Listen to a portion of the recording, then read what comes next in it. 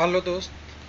भारतीय रेल का एक और न्यूज जिसको प्राइवेटेशन के नाम से लोगों ने ट्विटर पे बताया जा रहा है कि अडानी ग्रुप का रेलवे में एंट्री क्या होगा। आईआरसीटीसी टिकट बुकिंग का मोनोपोली ख़त्म हो जाएगा या आईआरसीटीसी ही ख़त्म हो जाएगी, जो रेलवे की एक कंपनी है, यानी रेलवे की ऑर्गेनाइजेशन है।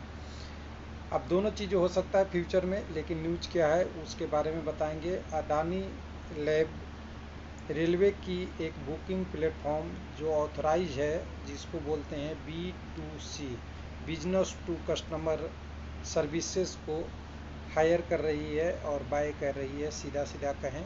यानी रेलवे में एंट्री तो है, लेकिन वो टिकट बुकिंग प्लेटफॉर्म के रूप में।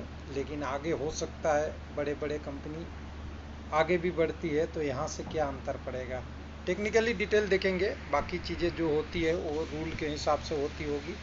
उससे पहले बता दूं कि ऐसा नहीं है कि रेलवे में ये पहली बार है, मैं कई बार लोगों को शेयर भी किया था। अडानी पोर्ट एंड लॉजिस्टिक का अपना ट्रेन है, जो भारतीय रेलवे के पटरी पे कई बार चलता हुआ दिखेगा। बिल्कुल आप समझ सकते हैं कि कुछ ना कुछ इन्वेस्टमेंट हर तरीके से होती है अपने लिए या अपनी बिजनेस को बढ़ाने के लिए। तो देखिए, ये चीज़ें भारतीय रेलवे का मैंने फ़ोटो अपने कैमरे से लिया था और वो आपके सामने है उसका न्यूज़। लेकिन अभी की बात करेंगे तो उसके लिए हमें चलेंगे वेबसाइट पर।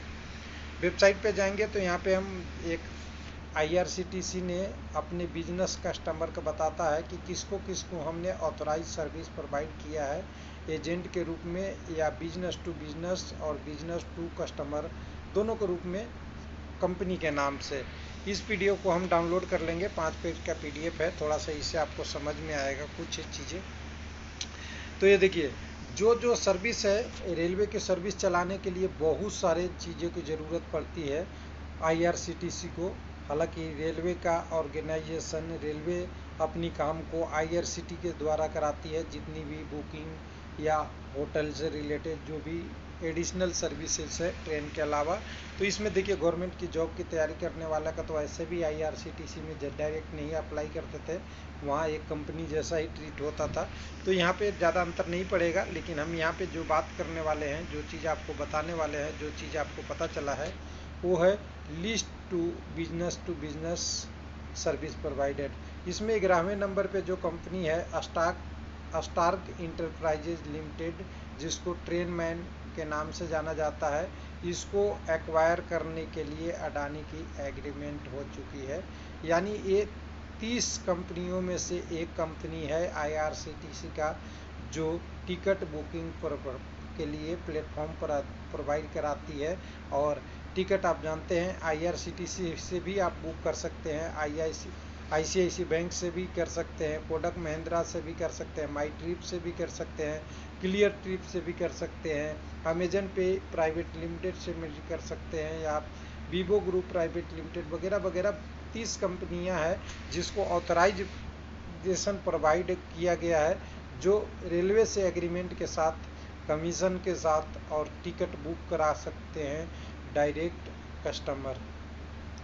उन्हीं में से एक कंपनी को यहाँ पे हायर करने की बात कर गई है, जो अडानी डिजिटल लैब हायर करेगी, जो अडानी इंटरप्राइजेज लिमिटेड एईएल का एक पार्ट है, जो अडानी कह सकते हैं अडानी डिजिटल लैब के नाम से है, अडानी डिजिटल लैब एडीएल के नाम से ये हायर कर रही है। इस कंपनी को 100% अपनी सारी चीज़ें इसमें इन्वेस्टमेंट करेगी और ये कंपनी को अपने रूप में लेगी, ट्रेन मैन को।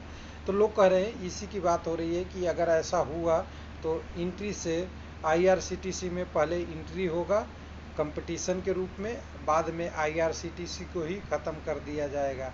हो सकता है फ्यूचर में क्या होगा हम नहीं अनुमान अभी लगा सकते, लेकिन एक अगर बड़ा प्लेयर, कोई भी बड़े कंपनी या औद्योगिक घराना सरकारी गवर्नमेंट में एंट्री करता है तो अपना रास्ता तो बनाएगा ही, साथ में आगे का भी फ्यूचर देख के ही बनाएगा, ये तो सबको मालूम है। लेकिन कुल मिला के कहें कि टिकटिंग सर्विस लोगों को अच्छा मिले, ये भी एक अच्छा कदम हो सकता है। जैसा कि आपने जियो नेटवर्क का देखा था, टेलीकॉम एयरटेल वगैरह आपके होते थे, उसके बाद जियो आने के बाद नेटवर्क में क्रांति हुई। भले कई जगह दिक्कत भी हुआ, कई सारी समस्या भी हुई, लेकिन नेटवर्क सबके पास पहुंचा, एक ये भी मायने है, और सस्ता भी हुआ था नेट।